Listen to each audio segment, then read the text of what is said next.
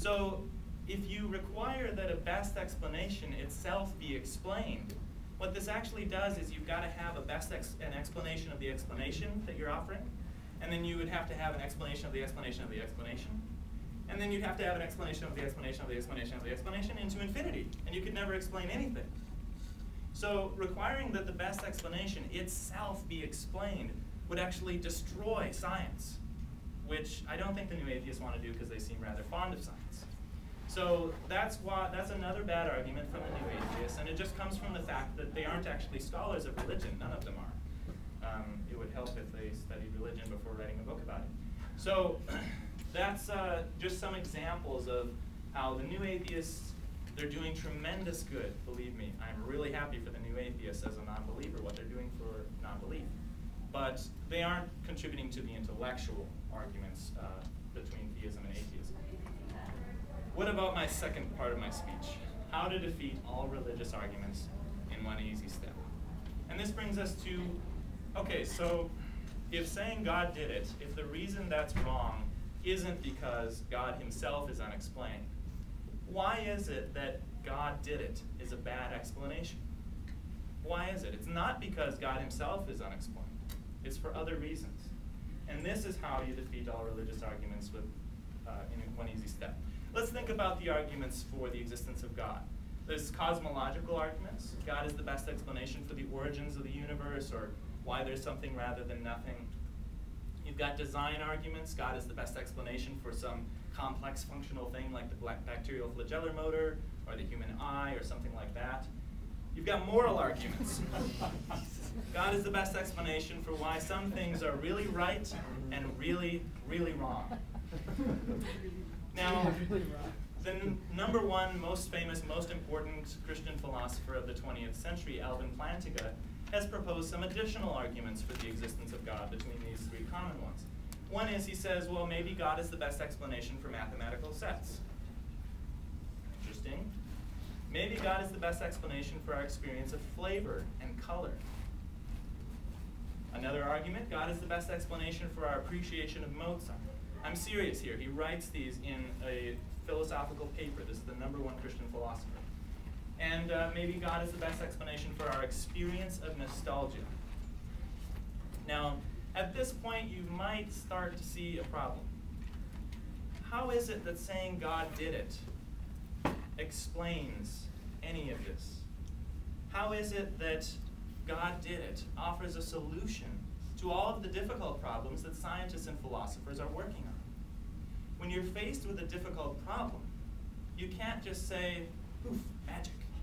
That doesn't explain anything. That doesn't get us anywhere. Poof, magic is not an explanation. That's not an explanation. But I can't just say it's not an explanation. I have to argue for that.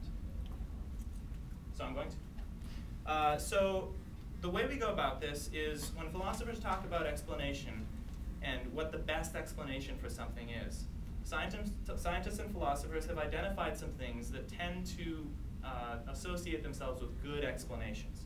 What is it that makes a best explanation? Why would we call something a best explanation compared to not so good an explanation?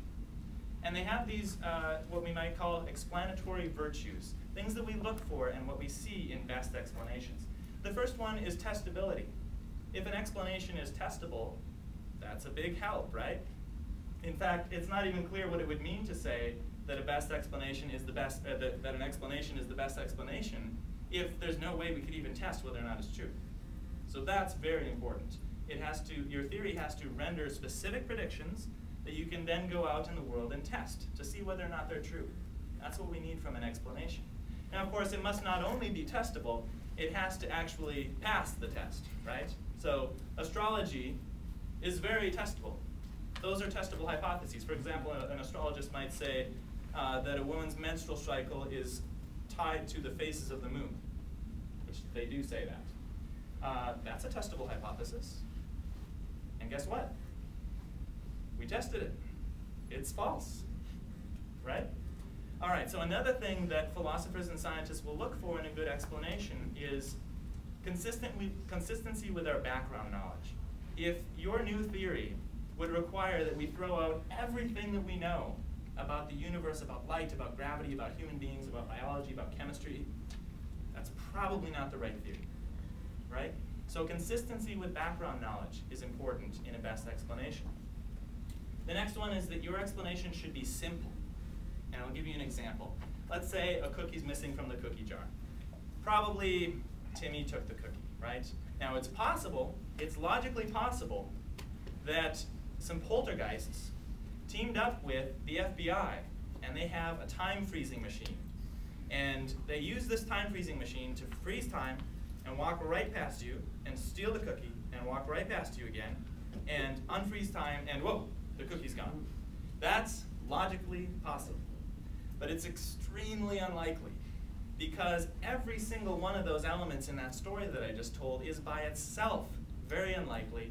And when you consider the possibility of them all being true, you have to multiply your probabilities, which makes your probability really small. So a simple hypothesis, you're worrying about less. You have less propositions that have to be true. So a simple hypothesis, all things else being equal, is more likely to be the best explanation, right? Don't add things to your hypothesis that don't need to be there. So that's another quality that we look for in a best explanation. All right, the last one I'll talk about, there are lots more, but the last one I'll talk about is explanatory scope.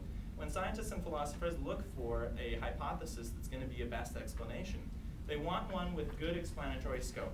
Now what that means is, I'll use this as an illustration. You've all seen these, they're called contrails. And one theory about them is that this is the government dumping mind control gas on all of us. That's one theory that's very popular. Now that's a bad explanation for a lot of reasons. But one reason is that it has poor explanatory scope. And what that means is, if that were true, that this is because the government is dumping mind control gas on us, that would explain why we see these over New York and Los Angeles, but it would not explain why we see them in the middle of the ocean. So there's some data that it might explain, but there's a whole bunch of other data that it just doesn't fit with at all.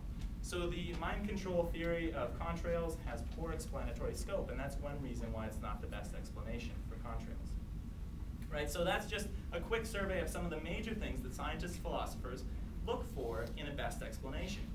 And already we see that there are major problems for the God hypothesis.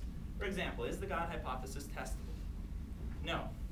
God is all-powerful. He is consistent with every possible state of affairs in the world.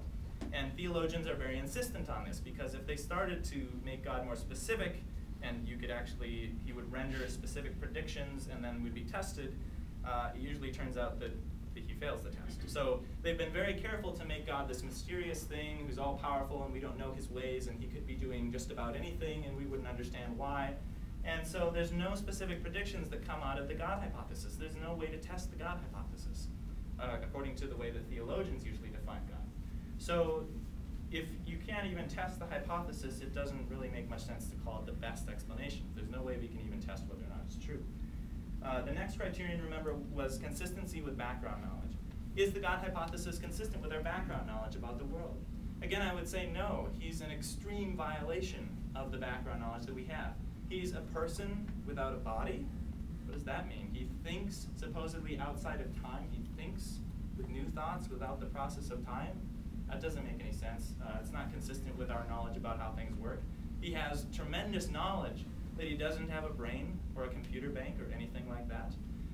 In a lot of ways, God is defined to be the opposite of how everything we know of works. And so he's extremely inconsistent with our background knowledge about how things really work. The next criterion, simple. Is the God hypothesis simple? Well, the God of the Bible certainly isn't. This is a God who engages in personal relationships, engages in political struggles. He turns people into salt and throws rocks from the sky and lights bushes on fire. He incarnates himself in a complex biological organism known as Jesus Christ. I mean, this is an extremely, extremely complex being, not a simple hypothesis. Now, you could go with a more abstract notion of God, as the medieval theologians did, but even then it turns out that the God hypothesis is not very simple. Christian philosopher C. Stephen Lehman has laid out 4 different ways that a hypothesis can be simple, and even he admits that on all 4 of those categories, the God hypothesis is less simple than the atheistic hypothesis. And I don't have time to go into that here, but the God hypothesis is not simple at all.